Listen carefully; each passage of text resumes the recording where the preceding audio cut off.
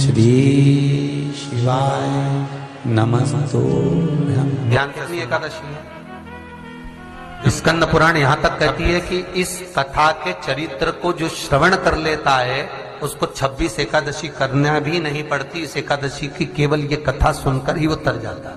बहुत ध्यान से सुनना इसको, कथा तो बड़े भाव से सुन लो इसको, है? बड़े प्रेम से।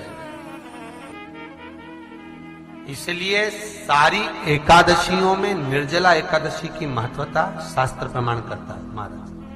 निर्जला एकादशी का उद्यापन जो करा जाता है, उसका उद्यापन और प्रदोष का जो उद्यापन करा जाता है, इन दोनों का क्रम लगभग एक जैसा ही। तो निर्जला पहुंची है और निर्जला ने जाकर भगवान नारायण से निवेदन करा। भगवान विष्णु ने पूछा, क्या बात है निर्जला, आज तुम खेलती हुई यहां पर आकर खड़ी हो गई, क्या हुआ क्या है? क्या तुमको गौलोक धाम में आनंद की अनुभूति नहीं हो रही जो तुम बैकुंठ में आई हो? निर्जला घूमती घूमती भगवान के सम्मुख में पहुंच गई। भगवान ने पूछ रहे हैं, बार बार पूछा, निर्जला हुआ क्या तुमको?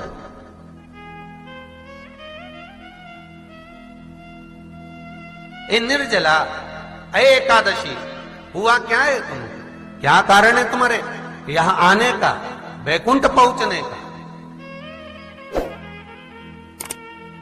बहुत ध्यान देना महाराज। शास्त्र कहता है सोमवार, मंगलवार, बुधवार, गुरुवार, शुक्रवार, शनिवार, ये देवता वो देवता सबके व्रत कर लो, सारे व्रत कर लो, पर ये व्रत आपको परमात्मा के धाम तक लेकर नहीं जा सकते, क्योंकि इनका जो पुण्य है वो मृत्यु लोक में आप थोड़ा सा भी गलत करते हैं तो पुण्य समाप्त हो जाता है। पर हिंदू धर्म के 3 व्रत ऐसे बता दिए जिन व्रतों का पुण्य समाप्त नहीं हुआ।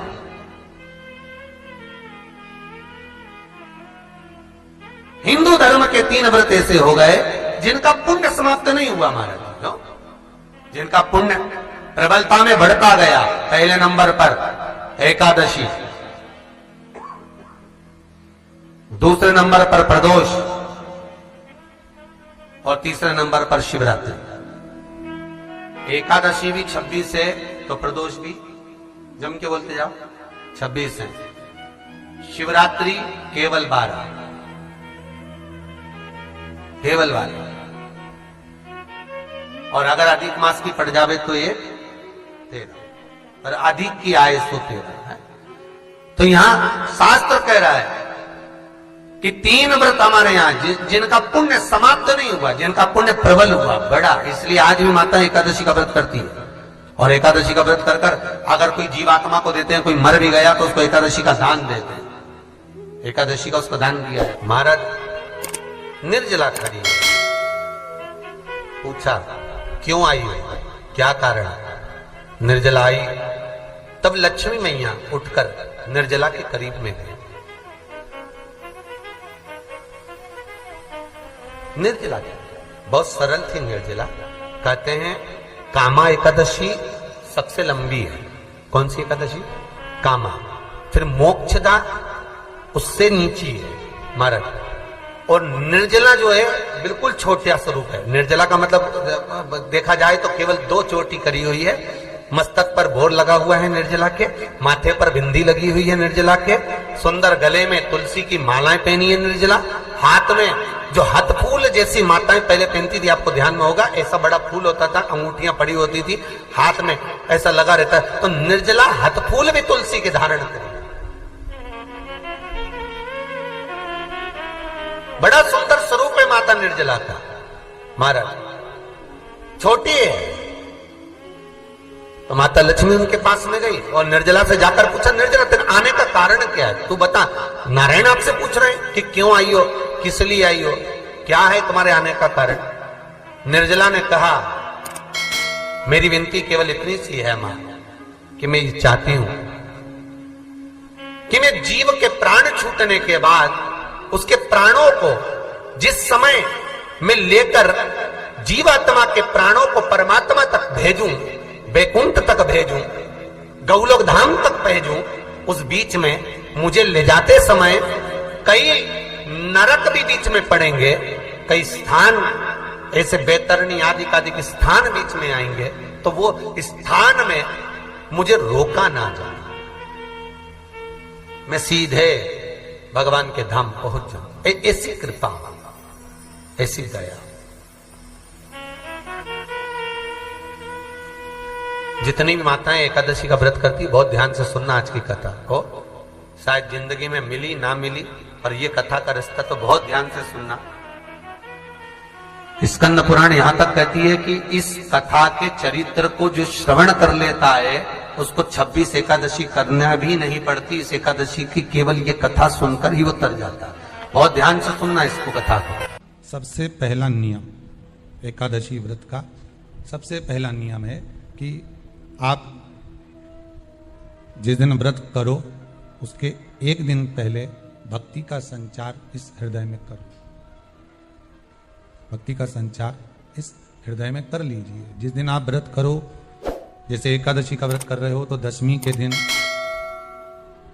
शाम का समय जब आवे, रात्रि जब होने लगे, शाम का समय आवे और रात्रि का आप जब भोजन ग्रहण करो तो उस भोजन में कोई ऐसा पदार्थ ग्रहण मत करिए जिस पदार्थ के कारण आपकी एकादशी बिगड़ जाए।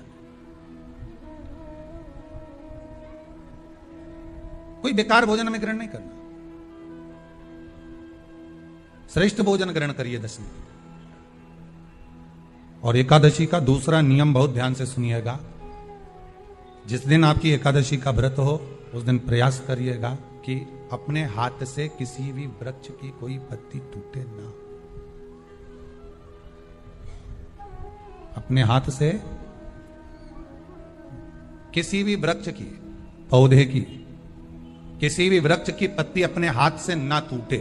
बहुत ध्यान दीजिएगा महाराज। एकादशी का यह दूसरा नियम है कि अपने हाथ से किसी पौधे की, किसी वृक्ष की, किसी डाली की कोई पत्ती टूटे ना, कोई पत्ती ना टूटे, इसका प्रयास करिए।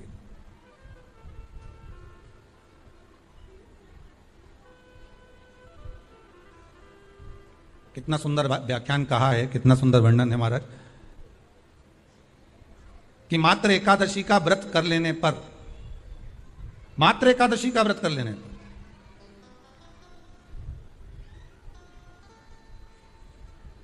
जो पूर्व में किया गया हमारा पाप कर्म है, हमने किसी जीव की हत्या करी है, हमने किसी को कष्ट प्रदान करा है, हमने किसी को अपशब्द कहा है, हमने किसी को ताने दिए, हमने किसी को आड़ा टेढ़ा कहा है, हमने किसी को गालियां दे दी है, मात्र एकादशी का व्रत ही कर लेने पर ये सारे जो दोष हैं वो समाप्त हो जाते हैं।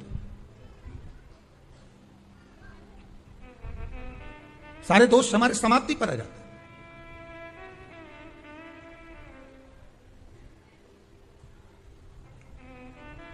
अब एक विचार करिएगा थोड़ा सा अपने मन में, अपने चित्त में, अपनी वृत्ति में एक बात उतारिएगा, एक अपने मन में एक बात को उतार कर रखिएगा कि आप अपने पाप को, अपने पाप कर्म को जिस दिन क्षीण करने वाले हो, समाप्त करने वाले हो, अपने पाप को आप जिस दिन समाप्ति पर लेकर जा रहे हो तो उसके एक दिन पहले आपको प्रसन्नता होना चाहिए कि नहीं होना चाहिए कि कल मेरा पाप कटने वाला है, कल मेरा पाप समाप्त होने वाला है। जो मैंने पाप कर्म करा है वो समाप्त होगा, जो मैंने पाप कर्म करा है वो कल समाप्त हो जाएगा। तो एक दिन पहले आपके चेहरे पर प्रसन्नता होगी ना हो?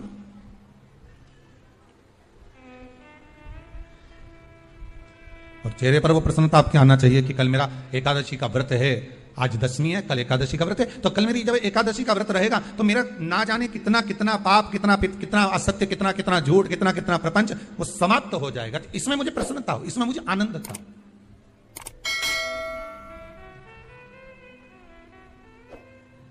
तो क्या कहा गया कि प्रयास करिएगा कि एकादशी के दिन कोई वृक्ष की, कोई डाली की, कोई कोपल की कोई पत्ती ना तोड़ी जाए।